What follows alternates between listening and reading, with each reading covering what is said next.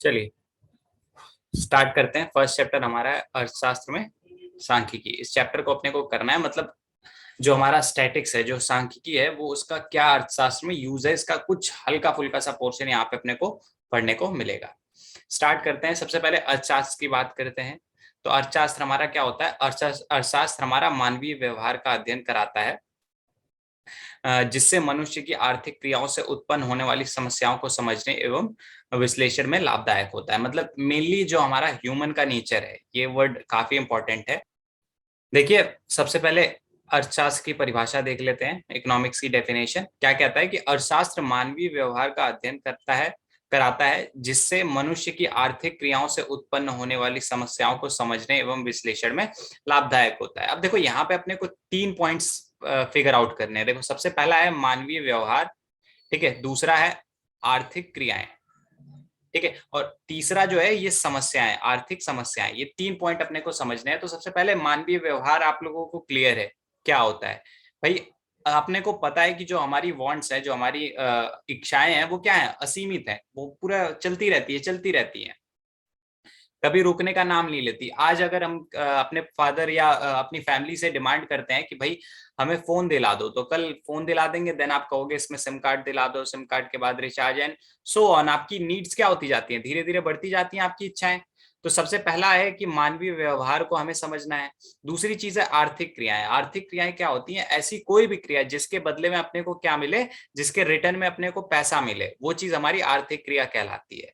अब अगर मैं क्या कर रहा हूं, कोई सामान बेच रहा हूं और उसके बदले में मुझे पैसा मिल रहा है, तो वो आर्थिक क्रिया कहलाएगी।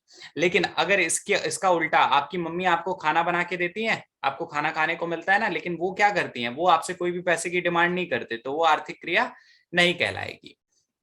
अब देखो, इकोनॉमिक्स में क्या होता है कि हमारे जो संसाधन है वो क्या होते हैं?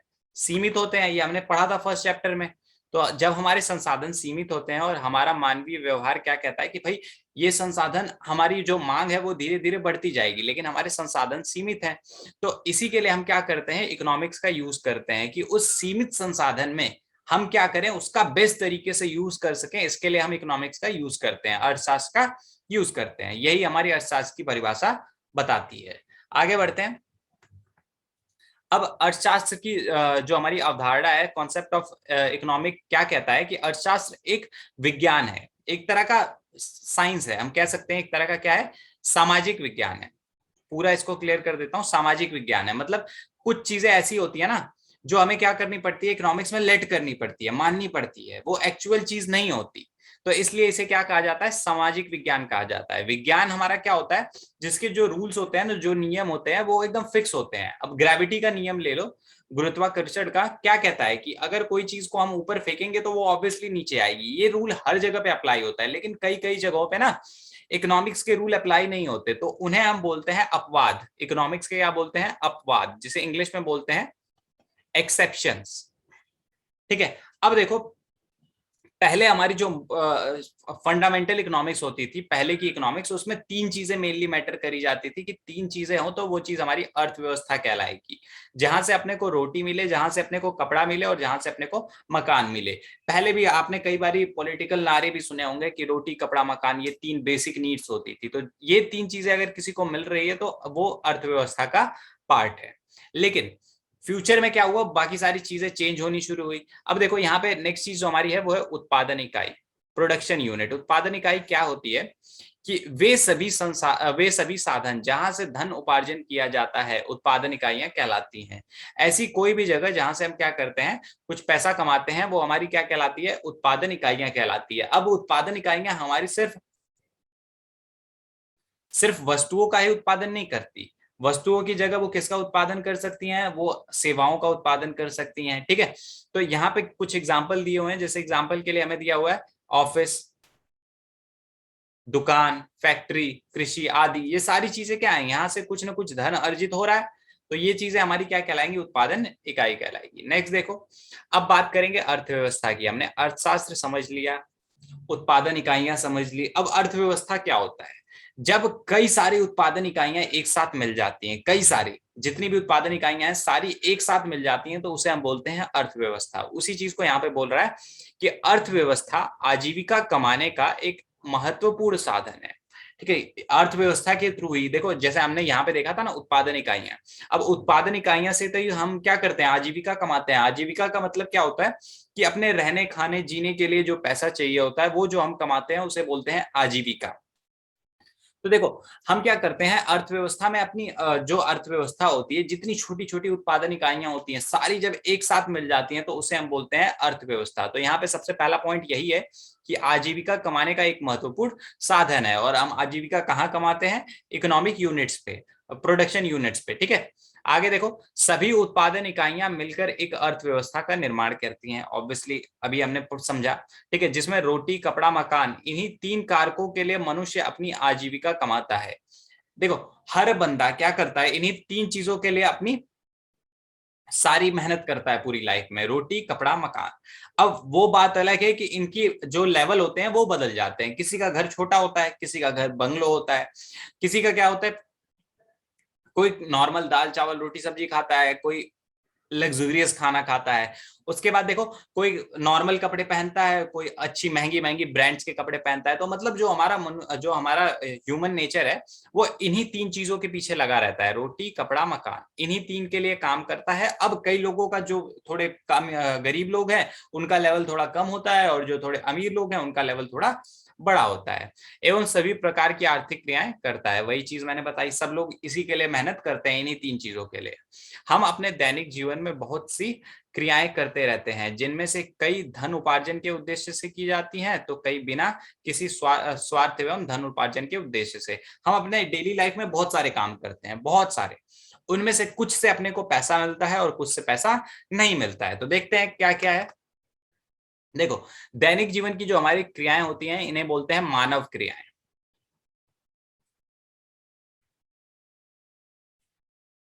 मानव क्रियाएं। अब इसमें दो तरह की क्रियाएं आती हैं, पहली आती है हमारी आर्थिक क्रिया, दूसरी आती है गैर आर्थिक क्रिया। आर्थिक क्रिया क्या होती है, इसे इंग्लिश में बोलते हैं economic activity, non economic activity. ऐसा कोई काम करूं मैं जिसके बदले मुझे क्या मिले, पैसा मिले, तो ये चीज हमारी क्या कहलाती है, आर्थिक क्रिया कहलाती है। जैसे यहाँ पे लिखा हुआ है कि धन उपार्जन के उद्देश्य से किया गया कार्य। जैसे मैं आप लोगों को पढ़ा रहा हूँ, इसके बदले में मुझे क्या मिलेगी, फीस मिलेगी, तो ये क्या है, एक आर्थिक क्रिया है। इसी का उल्टा, अगर मैं अपने घर में किसी छोटे भाई भाई को पढ़ाऊं लेकिन उसके बदले में मुझे फीस नहीं मिल रही है, तो वो क्या कहलाएगी, गैर आर्थिक क्रिया कहलाएगी। आगे देखो, जैसे मजदूरी करते हैं लोग, खेती करते हैं, चिकित्सा, व्यापार करना, दुकान चलाना, इन सब में बदले में क्या मिलता है, पैसा मिलता है, तो ये सारी आर्थिक क्रियाएं हैं। आगे देखो, बिना धन उपार्जन के उद्देश्य से किया गया कार्य। जैसे आपके मम्मी पापा आपको सामान वामान देते हैं ना, आपको खाना वाना प्रोवाइड कराते हैं, बुके देते हैं, उसके बदले में आपसे पैसा लेते हैं, नहीं, नहीं लेते हैं ना। तो जो गैर आर्थिक क्रियाएं होती हैं, ये किसके लिए करी जाती हैं, या तो धर्म के लिए करी जाती हैं, या प्यार के लिए करी जाती हैं। ठीक है, वो लोग आपसे प्यार करते हैं तभी तो करते हैं ना, और मेनली रिलेशन होता है कुछ, तभी क्या होता है, गैर आर्थिक क्रियाएं होती हैं। आगे देखो, यहाँ पे आर्थिक क्रियाओं को डिफाइन करा गया है, वे क्रियाएं जिससे व्यक्ति धन एवं संपत्ति प्राप्त करता है अपनी इच्छाओं को पूरा करने के लिए, अर्थात धन उपार्जन के उद्देश्य से की गई सभी क्रियाएं आर्थिक क्रियाएं कहलाती हैं। इसमें एग्जाम्पल ले रखे हैं, कपड़े बेचना, नौकरी करना, मजदूरी करना, व्यवसाय करना। संसार के सभी व्यक्ति उपभोक्ता हैं, हम अपनी आवश्यकताओं की संतुष्टि के लिए विभिन्न वस्तुओं एवं सेवाओं का उपभोग करते हैं। अब इस वर्ल्ड में जितने भी लोग हैं ना, वो क्या है, उपभोक्ता है। वो किसी न किसी चीज का उपभोग करते हैं, उपभोग मतलब उसका यूज करना, इस चीज को हम बोलते हैं उपभोक्ता। ठीक है, आगे देखो, आर्थिक क्रियाएं जो हमारी हैं उसको हम मेनली 5 पार्ट्स में डिवाइड करते हैं, 5 पार्ट्स में डिवाइड करते हैं। बट इस सिलेबस में, इस कोर्स में हम इन 3 के बारे में पढ़ेंगे, लेकिन 5 के बारे में अपने को जान लेना है। पहला है उत्पादन, उपभोग, निवेश, विनिमय और वितरण। इसको कहते हैं प्रोडक्शन, कंजप्शन, इन्वेस्टमेंट, एक्सचेंज और डिस्ट्रीब्यूशन। क्लियर है, ये 5 चीजें हैं। अभी एक एक करके सबको समझते हैं।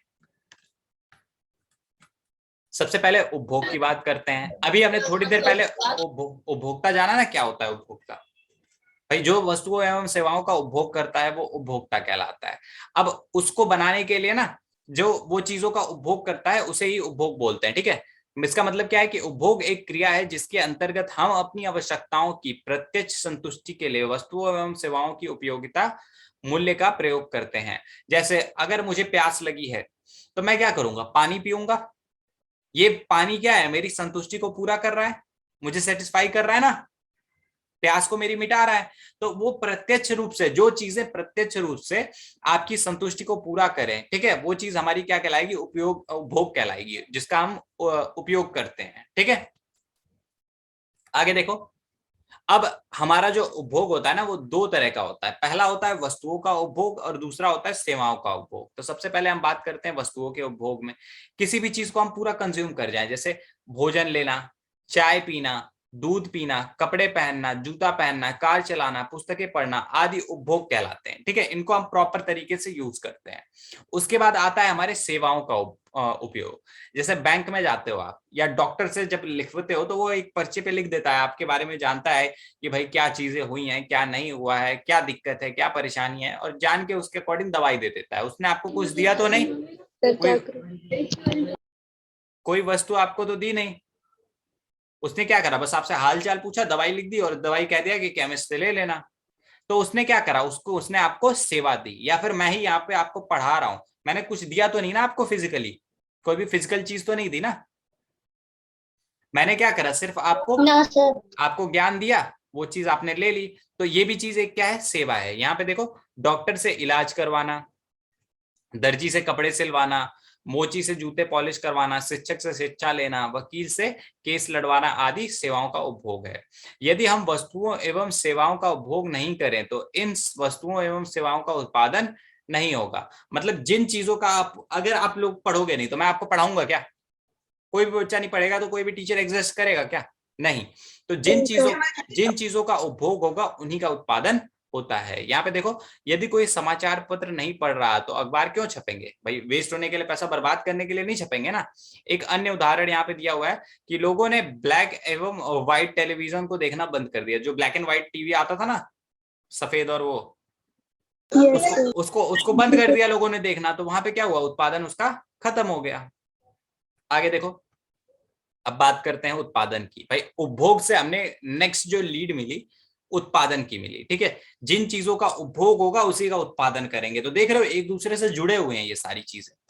अब हम चलते हैं नेक्स्ट पे। जब उत्पादन पे जाएंगे तो ये क्या कह रहा है कि वह प्रक्रिया जिसके द्वारा कच्चे माल, जो भी हमारे रॉ मटेरियल है, उसको हम क्या करते हैं, वस्तुओं, उपयोगी वस्तुओं में परिवर्तित करते हैं, उसे उपभोग लायक बनाते हैं, ताकि वस्तुओं की उपयोगिता तथा सेवाओं में वृद्धि की जा सके, उत्पादन कहलाता है। मतलब कोई भी चीज है, जैसे गेहूं है आपके पास, अगर उस गेहूं से आप रोटी बना देते हो तो वो चीज क्या कहलाएगी, उत्पादन कहलाएगी। मतलब कि उपयोग करने लायक किसी भी वस्तु को बनाना हमारा क्या कहलाता है, उत्पादन कहलाता है। अब यहाँ पे देखो, जैसे गेहूं एवं चीनी जैसे कच्चे माल का उपयोग करके ब्रिस्किट बना दिया, मेडिकल कॉलेज द्वारा छात्रों को डॉक्टर बना दिया। देखो, मेडिकल कॉलेज भी क्या कर रहा है, एक उत्पादन कर रहा है।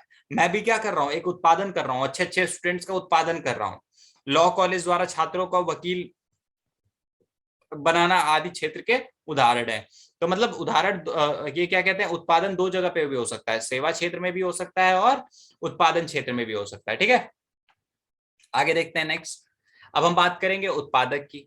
तो जो उत्पादन करता है वो हमारा क्या कहलाता है, उत्पादक कहलाता है। जैसे हमारे केस में जो कॉलेज था, जिसने क्या करा, डॉक्टर्स और वो सारी चीजें बनाई, वो क्या था, वो उत्पादक था। वो क्या कर रहा था, डॉक्टर्स का उत्पादन कर रहा था ना। यहाँ पे देखो, वह व्यक्ति जो आय अर्जित करने के उद्देश्य से वस्तुओं एवं सेवाओं का उत्पादन करता है एवं उसे लाभ कमाता है, उत्पादक कहलाता है। जैसे किसान खेती करता है, अनाज उगाता है, बढ़ई अलग अलग लकड़ी के सामान बनाता है, सुनार, लोहार, वस्तुएं बनाने वाली कंपनियां, सरकार आदि। कई क्षेत्रों में सरकार भी उत्पादन का कार्य करती है। जैसे एग्जांपल के लिए रेलवे ले लो, रेलवे क्या है, एक तरह से सेवा प्रदान कर रही है हमें। तो वहां पे हमारी सरकार क्या हो गई, उत्पादक हो गई, इसीलिए वह भी उत्पादक है। सरकार भी हमारी उत्पादक के क्षेत्र में आती है। आगे देखो, अब बात करेंगे आय की। आय क्या होता है भाई, हमने जो वस्तु बनाई, जो भी वस्तु का उत्पादन करा, उसको हम क्या करेंगे, बेचेंगे। उसके बेचने के बदले में अपने को कुछ पैसा मिलेगा, तो वो चीज हमारी क्या कहलाएगी, आय कहलाएगी। तो यहाँ पे वही कह रहा है कि हम अपनी सेवाओं एवं वस्तुओं के बदले कुछ धन प्राप्त करते हैं, इसे आय बोलते हैं। आय हमारी कैसी हो सकती है, डेली बेसिस पे हो सकती है, जितने दिन काम करूंगा उतने दिन पैसा मिलेगा, या फिर मासिक, मंथली बेस पे, सैलरी बेस पे होती है, या फिर वार्षिक। कई लोगों को क्या होता है, एक साल के बाद उनकी सैलरी मिलती है। ठीक है, किसानों का ले लो, किसानों को जब फसल को उगाते हैं 6 महीने बाद, 6 मंथ लगते हैं अप्रोक्स बेचने में फसल को, 6 महीने बाद उन्हें क्या होता है, अपनी फसल का दाम मिलता है। तो ये आय हमारी कैसी हो सकती है, वार्षिक हो सकती है, दैनिक हो सकती है, मासिक हो सकती है। आगे देखो, बचत। बचत क्या होता है, जो भी हमारे पास आय आती है, जो भी हमारे पास इनकम आती है, उस इनकम का कई सारा पोर्शन हम उपभोग पे खत्म कर देते हैं, लेकिन पूरा पैसा नहीं खर्चते। एग्जाम्पल के लिए, मेरी जो आय है 100 रुपए है, मैंने क्या करा, उपभोग करा 90 रुपए का। 90 रुपए का क्या कर लिया, उपभोग कर लिया, तो मेरे पास 10 रुपए बच गए। ये जो 10 रुपए बचे, इसी को हम बोलेंगे बचत। मतलब उपभोग करने के बाद जो अपने पास बचता है, उस चीज को हम बचत बोलते हैं। आगे देखो नेक्स्ट, व्यय। व्यय क्या होता है हमारा, कि भाई जो हमारी आय होती है उसमें से कुछ पैसा हम बचा लेते हैं और कुछ पैसा उपभोग पे खर्च कर देते हैं, तो उस चीज को हम क्या बोलते हैं, व्यय बोलते हैं। जो पार्ट हमने अपनी आय का बेचा है, खर्च करा है उपभोग के लिए, उसे हम व्यय बोलेंगे। तो यहाँ पे कह रहा है कि आय का वह भाग जिसका हम उपयोग उपभोग करने के लिए करते हैं, व्यय कहलाता है। अब देखो, जो हमारी आय होती है, जो हमारी इनकम होती है, ये दो पार्ट्स में डिवाइड होती है। किसमें, बचत में और व्यय में। मतलब जो मेरे पास 100 रुपया आया था, मैंने एग्जाम्पल के लिए आपको दिखाया भी था, 10 रुपए क्या करे थे, मैंने सेव करे थे और 90 रुपए खर्च करे थे। तो टोटल इनकम अपनी साफ हो गई। 100। आगे देखो, निवेश एक इंपॉर्टेंट पॉइंट है। ठीक है, निवेश अभी यहाँ पे इतना कुछ इंपॉर्टेंट नहीं है, लेकिन ट्वेल्थ में जाके काफी ज्यादा इंपॉर्टेंट हो जाता है। ट्वेल्थ में जाके हम इसके बारे में कई सारी थ्योरीज, कई सारे जो भी नियम कानून है वो पढ़ेंगे। तो यहाँ पे देखो, वह प्रक्रिया जिसके द्वारा भविष्य में अधिक से अधिक उत्पादन, अधिक से अधिक वस्तुओं का उत्पादन एवं सेवाओं में वृद्धि करने के उद्देश्य से नई परिसंपत्तियां, परिसंपत्तियां मतलब एसेट्स, एसेट्स वर्ड सुना है ना, परिसंपत्तियां अकाउंट्स में, वो चीज हमारी क्या कहलाती है, वो चीज हमारी निवेश कहलाती है। ठीक है, अब एसेट्स हमारी क्या क्या होती हैं, एसेट्स हमारी कई टाइप की होती हैं, current asset, non current asset. पढ़ा है ना आप लोगों ने, अकाउंट्स में पढ़ा होगा शायद। कोई भी चीजें हो सकती है। ठीक है, अभी ये जो पेन है मेरा, इस पेन से क्या कर रहा हूं मैं, एक सेवा प्रदान कर रहा हूं, आप लोगों को पढ़ा रहा हूं, तो ये चीज क्या कहलाएगी, ये चीज एक एसेट कहलाएगी। ये लैपटॉप यूज कर रहा हूं, ये भी एक एसेट है। मतलब हमारे आसपास जिनको भी हम यूज करते हैं, किसके लिए, वस्तुओं एवं सेवाओं के उत्पादन के लिए, उन चीजों को हम क्या बोलते हैं, उन चीजों को हम बोलते हैं एसेट्स। ठीक है, और उनमें जब हम पैसा लगाते हैं, उनको खरीदते हैं, उनको इंक्रीज करते हैं, तो उस चीज को हम बोलते हैं निवेश। अब देखो, कई लोग कहेंगे कि भाई हमने बैंक में पैसा जमा करा, बैंक में 1000 रुपए जमा करे या कुछ भी जमा करा, डिपॉजिट करा, ये कैसे सेवा, ये कैसे निवेश हो सकता है। यहाँ पे तो अपनी कोई परिसंपत्ति बन नहीं रही है, कोई भी एसेट बन नहीं रही है, कोई भी वस्तुओं एवं सेवाओं के उत्पादन में ये सहयोग कर नहीं रहा है, कर रहा है क्या, तो ये कैसे हमारी निवेश हो सकता है। बिल्कुल, देखो बैंक में जब हम जमा करते हैं ना, तो ये 100 रुपए उठा के बैंक क्या करता है, किसी को वो कर देता है, लोन दे देता है। पता है ना ये चीज, बैंक उठा के ये 100 रुपए क्या करेगा, किसी को लोन दे देगा। अब लोन कौन लेता है भाई, जिसको उसकी जरूरत होती है, जो कहीं पे इन्वेस्टमेंट करना चाहता है, अपना बिजनेस खोलना चाहता है, घर लेना चाहता है, वो क्या करता है, लोन का यूज करता है। तो एक तरह से हम क्या कर रहे हैं, परिसंपत्तियों का निर्माण कर रहे हैं, अपनी नहीं किसी और की ही सही, लेकिन कर तो रहे हैं ना। तो दैट्स वाई इसको भी क्या बोलते हैं, निवेश बोलते हैं। अब निवेश पे एक चीज अपने को मिलती है, रिटर्न। क्या मिलता है, रिटर्न मिलता है। अगर बैंक में पैसा डाल रहे हो तो ब्याज मिलेगा, अगर घर खरीद रहे हो और उसको रेंट पे दे दे रहे हो तो क्या मिलेगा, अपने को रेंट मिलेगा। मतलब कहीं ना कहीं से अपने को क्या मिलेगा, अगर मैंने कोई बिजनेस स्टार्ट करा, मशीन भी लगाई, तो उससे प्रोडक्शन से अपने को फायदा होगा। तो निवेश पे हमेशा अपने को क्या मिलता है, कुछ ना कुछ रिटर्न मिलता है। आगे देखते हैं, वो अलग बात है कि कई बार लोग बिजनेस में पैसा लगाते हैं और बिजनेस डूब जाता है, तो वो एक्सेप्शन का केस है। इसीलिए मैंने पहले ही बताया कि हमारी जो इकोनॉमिक्स है क्या है, सोशल साइंस है, सामाजिक विज्ञान है। यहाँ पे कुछ एक्सेप्शंस भी, अपवाद भी आपको देखने को मिलेंगे। आगे देखो, वितरण। वितरण क्या है, अब भाई अपने यहाँ पे हमने पढ़ रखा है कि जो हमारे रिसोर्सेज है बहुत लिमिटेड है, बहुत कम मात्रा में है, तो उनको बांटने की भी तो जिम्मेदारी आएगी ना। तो ये भी हमारी इकोनॉमिक एक्टिविटी का पार्ट है। ये जितनी भी चीजें हमने पढ़ी हैं, ये ह्यूमन नेचर है। मेरी वॉइस ब्रेक हो रही है, और किसी को भी ब्रेक हो रही है क्या, नो सर। बच्चे फिर आपका नेटवर्क खराब है। देखिए वितरण की भाई समस्या आ जाती है। अभी तक जितनी भी हमने पढ़ी, उपभोग, उत्पादन, ये सारी क्या है, ह्यूमन नेचर की एक्टिविटीज हैं, मानव क्रियाएं हैं, ठीक है, जिनको मानव अपनी दैनिक क्रियाओं में करता है। तो ये वितरण हमारी ऐसी क्रिया आ जाती है कि भाई अपने संसाधनों को, जो भी अलग अलग संसाधन है उनको अलग अलग डिस्ट्रीब्यूट करना है। यहाँ पे देखो वितरण एक क्रिया है जिसमें उत्पादन के कारकों जैसे भूमि, श्रम, पूंजी, उद्यम के बीच आय का सही प्रकार से वितरण, ताकि अधिक से अधिक लाभ अर्जित किया जा सके। यह एक अध्ययन का विषय है जिसे वितरण का सिद्धांत कहते हैं। वितरण का सिद्धांत आगे इकोनॉमिक्स में आप पढ़ सकते हो बहुत अच्छे से, काफी सारी चीजें हैं वितरण के सिद्धांत में, लेकिन अभी इतना अपने को जान लेना है कि जो भी उत्पादन के कारक होते हैं उनको सही तरीके से लोगों में बांटना, ठीक है, जिससे ज्यादा से ज्यादा हम क्या कर सके, प्रॉफिट अर्न कर सके, यही हमारा क्या कहलाता है, वितरण कहलाता है। आगे देखो, अब यहाँ पे ये चीज देखने लायक है, ये चीज बहुत इंपॉर्टेंट है कि उत्पादन के चार कारक, उत्पादन के कारक बोल लो या साधन बोल लो, जिनमें जिनके मूल्य निम्नलिखित हैं। कौन कौन से भाई हैं, ये कई बार क्वेश्चन में पूछा गया है, इंपॉर्टेंट है, वीवीआईपी है। भूमि, श्रम, पूंजी, उद्यम।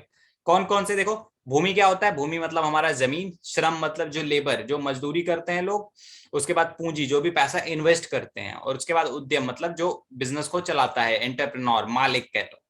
अब देखो भूमि जब हम यूज करते हैं तो भूमि के बदले में अपने को क्या प्राप्त होता है, किराया प्राप्त होता है। जब हम श्रम करते हैं, मेहनत करते हैं, मजदूरी करते हैं, तो उसके बदले में अपने को वेजेस या मजदूरी मिलती है।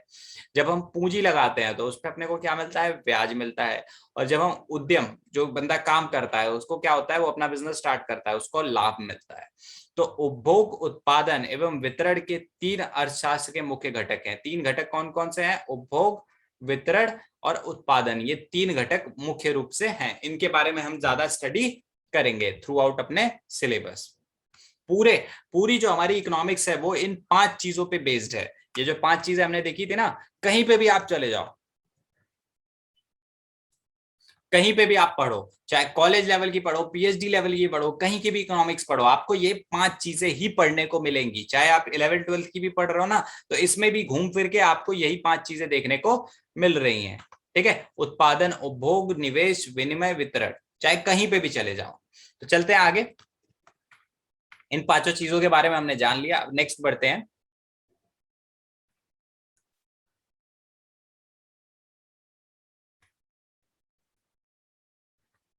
हाँ, एक लास्ट ये बची है, विनिमय। विनिमय क्या होता है, एक्सचेंज। आप लोगों ने वस्तु विनिमय प्रणाली सुनी है, बार्टर सिस्टम। Yes sir. पहले हुआ करता था, हम क्या करते थे, एक सामान के बदले में दूसरा सामान देते थे, वो भी एक विनिमय का साधन था। अब जब भी आप विनिमय के बारे में पढ़ते हो ना, ये नोट वोट, करेंसी वरेंसी, ये सारी चीजें अपने को किस में पढ़ने को मिलती हैं, इकोनॉमिक्स में ही पढ़ने को मिलती हैं। और इकोनॉमिक्स का ये एक मुख्य घटक है विनिमय, ठीक है। इसी से डिसाइड होता है कि किसी चीज का कीमत कितनी बढ़ेगी, कितनी घटेगी, एंड सो ऑन। बहुत सारी चीजें इससे डिसाइड होती है। पूरी इकोनॉमिक्स एक दूसरे से रिलेट करती है, ये सारी चीजें जो है ना एक दूसरे से रिलेट करती हैं। हम जब भी किसी को सामान बेचते हैं तो उसके बदले में अपने को पैसा मिलता है, तो विनिमय वहां पे भी इंक्लूड हो रहा है। तो वस्तु विनिमय पहले क्या होता था, विनिमय का जो पहला साधन होता था वो क्या होता था, वस्तु विनिमय प्रणाली होती थी। वहां पे एक वस्तु के बदले में दूसरी वस्तुएं दी जाती थी। फिर धीरे धीरे विनिमय के तरीके बदले। अब क्या हो रहा है, हम currencies, note, credit card, debit card, internet, wallet, ये टाइप की चीजें यूज कर रहे हैं। तो यहाँ पे कह रहा है कि विनिमय एक आर्थिक क्रिया है जिसमें वस्तुओं एवं सेवाओं की खरीद बिक्री से संबंधी है, ठीक है। यहाँ पे जब हम वस्तु खरीदेंगे तभी, वस्तु या सेवा, दोनों वर्ड नोट कर लो, वस्तु या सेवा जब हम दोनों चीजें खरीदेंगे या बेचेंगे तभी क्या होता है, विनिमय की जरूरत पड़ती है। आजकल विनिमय की क्रिया मुद्रा के द्वारा की जाती है, ज्यादातर करेंसीज के द्वारा करी जाती है। आगे देखो भाई, आर्थिक क्रिया ये क्लियर हो गई अपनी। अब बात करते हैं गैर आर्थिक की। ये शॉर्ट में मैंने वहां पे समझा ही दिया था कि जो पैसा कमाने के उद्देश्य से नहीं करी जाती है, जहां पे पैसा मेन मोटिव नहीं होता है, वो चीज हमारी क्या कहलाती है, गैर आर्थिक क्रिया कहलाती है। अब इसमें आपका सामाजिक कार्य हो गया, कोई भलाई के लिए आपने काम कर दिया, कोई कोई अंधा था खड़ा, या कोई बूढ़ी आंटी थी, उनको आपने पकड़ के सड़क पार करा दी। यहाँ पे आपको क्या हुआ, कोई भी पैसा मिला क्या, नहीं मिला, आपने एक सामाजिक कार्य करा। उसके बाद धार्मिक कार्य, लोग अलग अलग धर्म के प्रति जो काम करते हैं, लोग पुजारी जो होते हैं, साधु संत, वो क्या करते हैं, वो धार्मिक काम करते हैं ना, जिसके बदले में वो कोई पैसा नहीं लेते। उसके बाद मनोरंजन करना, टाइम पास के लिए मैंने मूवी देख ली, एक काम करा, लेकिन इसके बदले में मुझे पैसा नहीं मिला, तो मनोरंजन के लिए संगीत सुनना, माता एवं पिता द्वारा या भाई बहन द्वारा सेवा देना, आपको मम्मी पापा जो भी चीजें प्रोवाइड कराते हैं। उसके बाद देखो सभी गैर आर्थिक क्रियाएं जो होती हैं प्यार, सहानुभूति, कर्तव्य एवं देश प्रेम के उद्देश्य से की जाती हैं। आगे देखो, ये चीज हमने माइक्रो में पढ़ी थी व्यष्टि अर्थशास्त्र में कि आर्थिक समस्याएं क्या होती हैं। जब क्या होता है डिमांड ज्यादा हो जाती है एज कंपेयर टू सप्लाई, तो इस चीज को हम बोलते हैं आर्थिक समस्याएं। हमने देख रखा है इससे पहले, तो यहाँ पे भी देख लेते हैं एक बार फिर से। आर्थिक समस्याएं एक चयन की समस्या है। यह बतलाते हैं कि हमारी आवश्यकताओं की तुलना में संसाधन दुर्लभ हैं और इनके वैकल्पिक उपयोग है। ये सारी चीजें हमने वहां पे देख रखी हैं अच्छे से। संसाधनों के दुर्लभ होने के कारण हमें आर्थिक समस्याओं का सामना करना पड़ता है और अर्थशास्त्र इन्हीं समस्याओं का हल निकालने का एक वैज्ञानिक एवं एक कला है। ठीक है, ये क्या है, जो हमारी अर्थशास्त्र है, जो भी हमारे संसाधन है दुर्लभ है और उन्हीं को अपने को अच्छे तरीके से यूज करना है। जो आर्थिक समस्याएं आ रही हैं इन्हीं को अपने को खत्म करने के लिए इकोनॉमिक्स का यूज करना पड़ता है। और इकोनॉमिक्स हमारी दो चीजें हो सकती है, या तो विज्ञान हो सकती है या कला हो सकती है। कैसे हो सकती है फर्दर आगे डिस्कस करेंगे। सबसे पहले बात करते हैं सांख्यिकी की।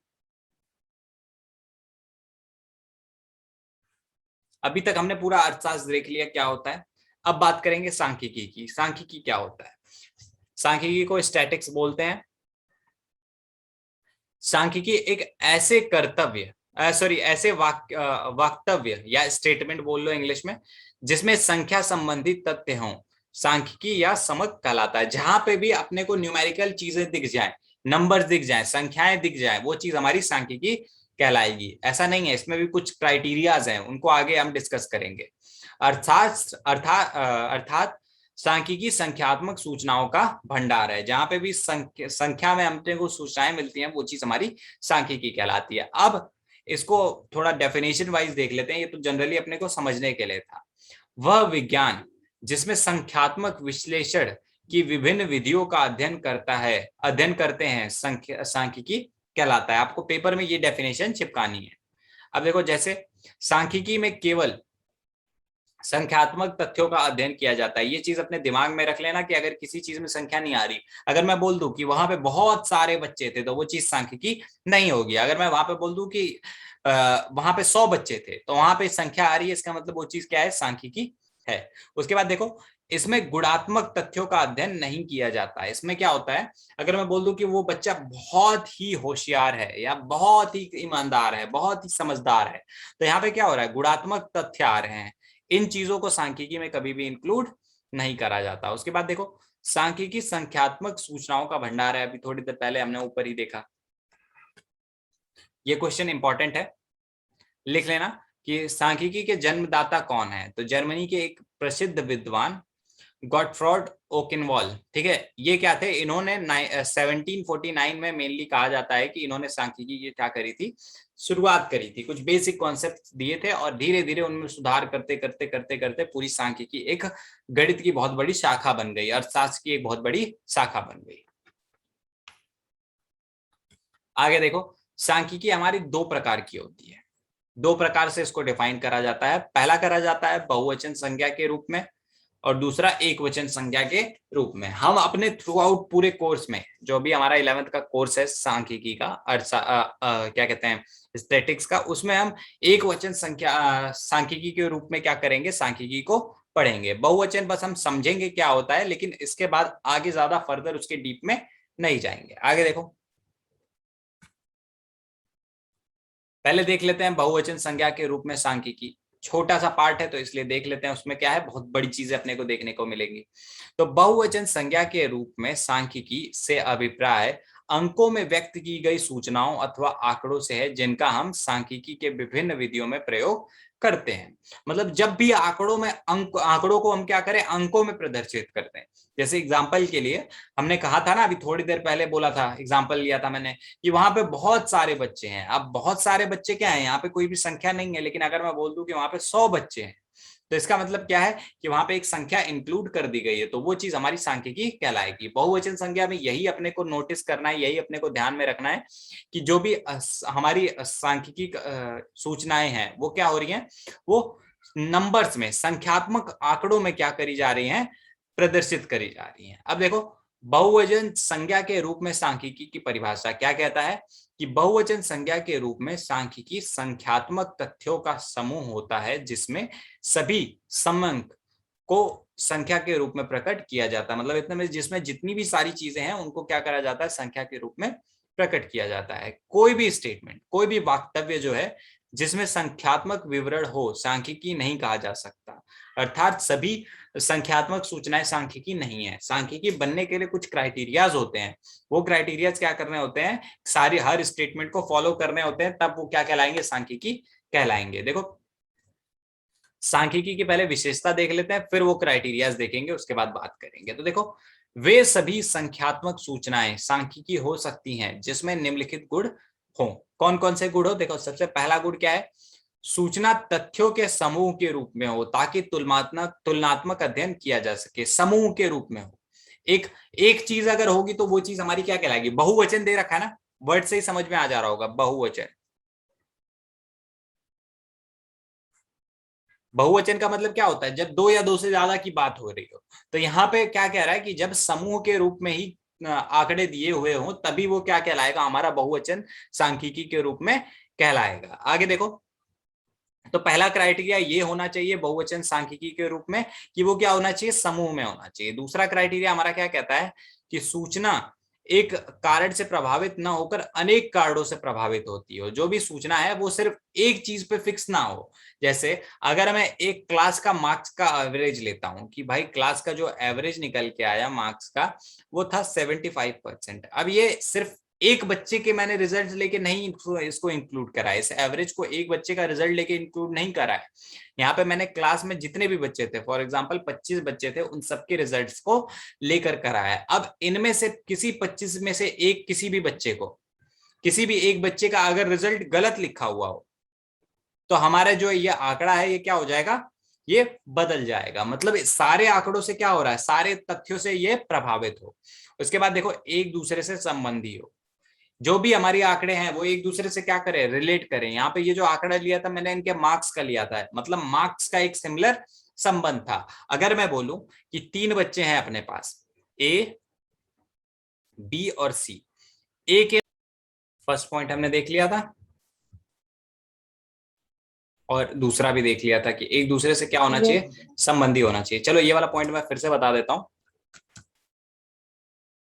कि अपने पास 3 स्टूडेंट हैं, ए, बी और सी। मैं कह रहा हूं कि भाई ए के क्या कर लेते हैं, मार्क्स ले लेते हैं, कितने क्लास में आए हुए हैं। बी का क्या ले ले रहा हूं मैं, भार ले ले रहा हूं, वजन ले ले रहा हूं कि इसका कितना वेट है। और सी का मैं क्या ले ले रहा हूं, इसकी हाइट ले ले रहा हूं।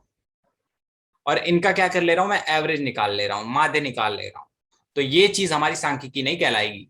इनमें क्या होना चाहिए, या तो मैं सबके मार्क्स ही ले लूं, या सबके वजन ही ले लूं, या सबकी हाइट ही ले लूं। मतलब सबका क्या होना चाहिए, सेम होना चाहिए, एक दूसरे से संबंधी होने चाहिए। क्लियर है, आगे देखते हैं। संख्यात्मक रूप में व्यक्त हों, गुणात्मक रूप में नहीं। मतलब वो ईमानदारी वाला जो फैक्ट्स है वो चीजें नहीं होनी चाहिए। उसके बाद देखो, उनका संकलन एक निश्चित उद्देश्य से हो। इनमें क्या होता है कि जब भी हम सांख्यिकी में आंकड़ों को इकट्ठा करते हैं, हमने पढ़ रखा है इससे पहले कि हम क्या करेंगे, आंकड़ों को इकट्ठा करना सीखेंगे या बहुत सारी टेक्निक सीखेंगे। उनमें क्या होता है कि जब भी हम आंकड़ों को इकट्ठा करते हैं तो उनका निर्देश पहले से ही फिक्स हो जाता है।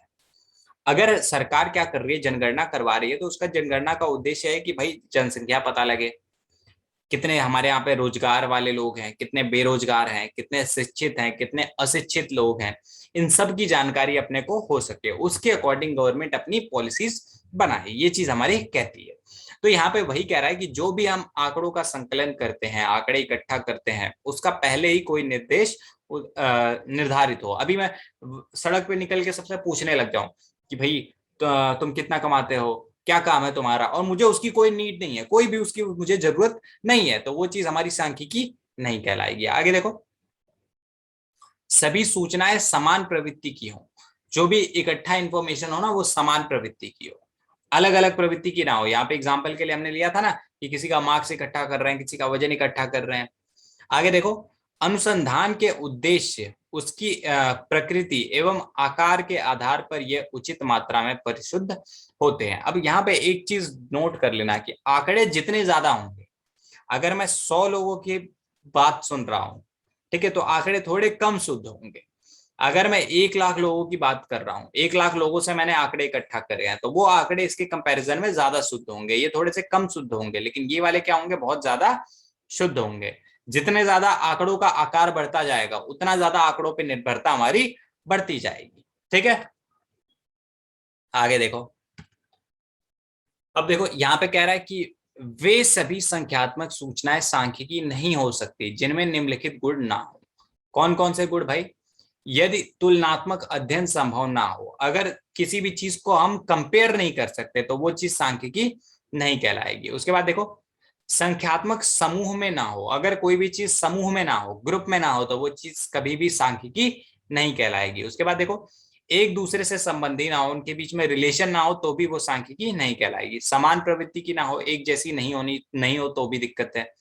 इसके बाद देखो, अनेक कार्डों से प्रभावित हो रही हो, अगर बहुत सारे कार्डों से प्रभावित हो रही हो, ठीक है, बहुत सारे कार्डों से प्रभावित ना हो रही हो, सॉरी मैंने गलत बोल दिया, बहुत सारे कार्डों से अगर प्रभावित ना हो रही हो, तो वो चीज सांख्यिकी नहीं है। उसके बाद देखो, अकेली संख्यात्मक वितरण हो, अगर मैं कह दूं कि अंजलि के मार्क्स 30 आए हैं, तो ये चीज सांख्यिकी नहीं होगी, क्योंकि ये अकेला संख्यात्मक विवरण है। आगे देखो। अब देखो यहाँ पे कुछ एग्जाम्पल्स अपने को दिए हुए हैं जो सांख्यिकी नहीं है। क्या है भाई? राम की आयु मोहन की आयु से 2 गुनी है। क्या बोला है यहाँ पे? ना अपने को राम की आयु पता है, ना अपने को मोहन की आयु पता है, कोई भी संख्या यहाँ पे यूज नहीं हो रही, यहाँ पे वर्ड यूज हो रहा है 2 गुनी। अब अपने को क्या पता, सांख्यिकी में तो ये चीज कहती है ना कि वहां पे कोई भी संख्या होनी चाहिए। उसके बाद देखो, अमेरिका की अर्थव्यवस्था भारत की अर्थव्यवस्था से आधी है, फिर वही बात, सेम वही चीज रिपीट हो रही है, आधी वर्ड। ठीक है, अपने को नंबर्स चाहिए, कितना है? अगर इंडिया की इकोनॉमी समथिंग ट्रिलियन है, तो अमेरिका की इकोनॉमी कितनी ट्रिलियन होगी? उसके बाद देखो, सचिन बड़ा है, गोपी छोटा है, फिर वही चीज आ गई। उसके बाद देखो, करीम की उम्र 32 वर्ष है। देखो यहाँ पे क्या हो रहा है, यहाँ पे सिर्फ अकेले करीम की बात हो रही है, इस वजह से ये चीज सांख्यिकी नहीं कहलाएगी। आगे देखो, मोहन गरीब है और सोहन अमीर है, यहाँ पे क्या हो रहा है, इनकी जो गुणात्मक वैल्यू है वो ली जा रही है। उसके बाद देखो, हमारे विद्यालय में 40 शिक्षक हैं। देखो यहाँ पे एक चीज ये तो बोल दी कि यहाँ पे 40 शिक्षक हैं, लेकिन क्यों ये सांख्यिकी की कैटेगरी में नहीं है, कोई बताएगा? भाई सारे गुड फॉलो कर रहा है, एक तो ग्रुप की बात हो रही है, दूसरा एक नंबर भी बता दिया है, लेकिन क्यों ये सांख्यिकी नहीं है? ये स्टेटमेंट क्यों सांख्यिकी नहीं कहलाएगी? क्यों? क्योंकि यहाँ पे हम क्या कर सकते हैं, कंपैरिजन नहीं कर सकते, यहाँ पे हम उनकी तुलना नहीं कर सकते। भाई 40 स्टूडेंट हैं तो हैं, लेकिन अगर इसी की जगह क्या देता कि हमारे विद्यालय में 40 शिक्षक हैं, और क्या है दूसरे वाले बगल वाले विद्यालय में 50 शिक्षक है, तो यहाँ पे तुलना हो सकती है, तो ये चीज हमारी क्या कहलाएगी, सांख्यिकी कहलाएगी। आगे देखो।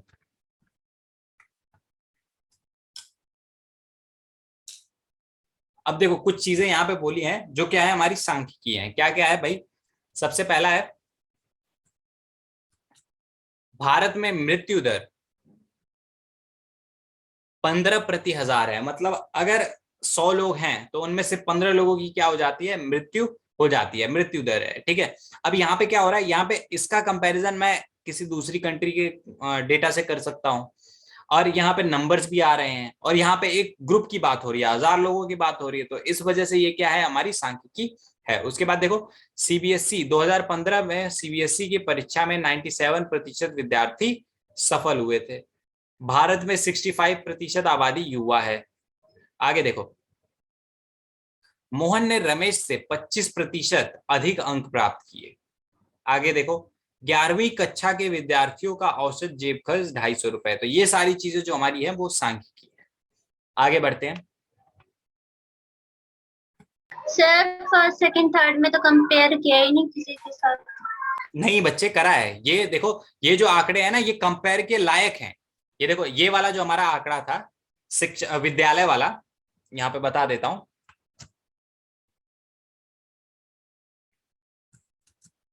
ये जो विद्यालय वाला आंकड़ा था, अगर किसी विद्यालय की बात हो जाती, यहाँ पे किसी विद्यालय का नाम नहीं दिया है, लेकिन यहाँ पे क्या है, यहाँ पे देखो भारत की बात दी है, देखो नाम दे दिया है, इस बंदे का मैं कंपैरिजन किसी से कर सकता हूं, लेकिन यहाँ पे विद्यालय का कंपैरिजन कर सकता हूँ क्या? भाई कौन सा विद्यालय होगा, आपको पता है? आपका होगा, मेरा होगा, किसका होगा? नहीं पता ना, इस वजह से यहाँ पे तुलना नो सर। पॉसिबल नहीं है। लेकिन यहाँ पे भारत, यहाँ पे सीधा सीधा इन्होंने बता दिया है, भारत, भारत, मोहन, रमेश, बता दिया है ना यहाँ पे। Yes sir. तो दैट्स वाई यहाँ पे कंपैरिजन पॉसिबल है। क्लियर है? यस। आज लग रहा है शायद ध्यान से सुन रहे हो। थोड़ा सा क्वेश्चन आया लॉजिकल, ये पता है मैंने जहां पे भी पढ़ा है, पिछले 4 सालों से मैं पढ़ा रहा हूं, जहां पे भी मैंने पढ़ा है वहां पे ये क्वेश्चन पक्का आया है, हर बैच में, चाहे जितनी बार भी मैं पढ़ा हूं। और तुम्हारा ये पहला बैच गया था जहां पे ये क्वेश्चन किसी ने पूछा नहीं था लास्ट टाइम जब मैंने पढ़ाया था। फाइनली ट्रैक पे गाड़ी आई। आगे देखो, कोई अकेली संख्यात्मक सूचना सांख्यिकी नहीं होती। क्यों नहीं होती भाई?